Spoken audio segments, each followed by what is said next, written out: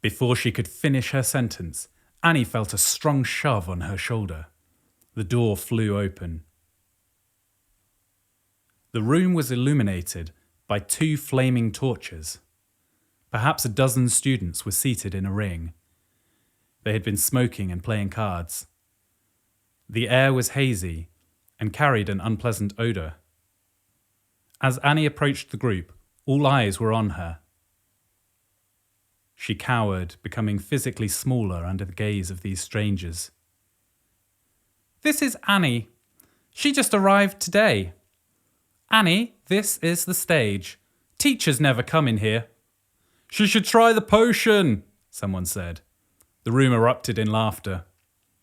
Annie didn't like the sound of this. She wilted back. Somebody volunteered to fetch this potion from their locker, and a few left the room together. Flossie sat down and started rolling a joint on her lap. She took a long drag and blew smoke into the centre of the room. Annie, not knowing what else to do, sat down outside the circle and looked into the corner. She coughed and hesitantly tried to make conversation.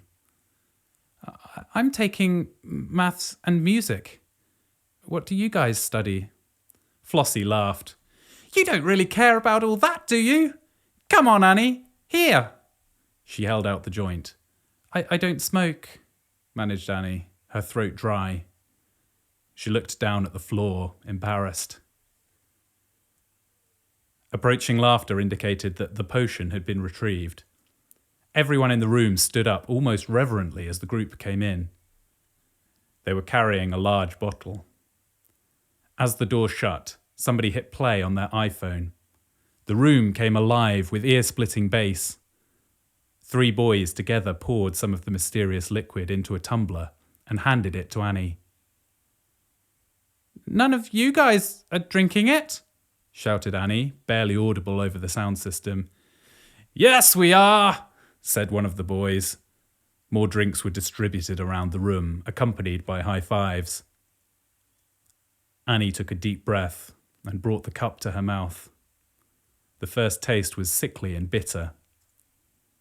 She gulped it down with a wince. The door opened again. A boy's head poked in. Annie almost thought she recognised him. He was rather scrawny and asymmetric in appearance, with bushy eyebrows. "What are you doing in here, Boris? Beat it!" said Flossie. "Turn it down," he said. "What?" said Flossie. "Turn it down! We can hear it in the common room."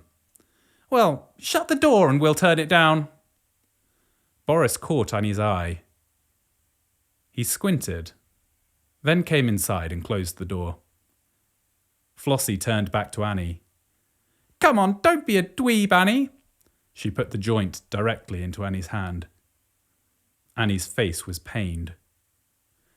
"She doesn't have to do that," said Boris. The music was turned down by an imperceptible amount. "Yes, she does," said Flossie without any hesitation. "Leave her alone!" Boris's face was turning red. "Get out of here!" said another boy, shoving Boris towards the door. Boris shoved back, sending the smaller boy skittering across the room. He dislodged one of the flaming torches. It fell. The room watched it, seeming to descend in slow motion.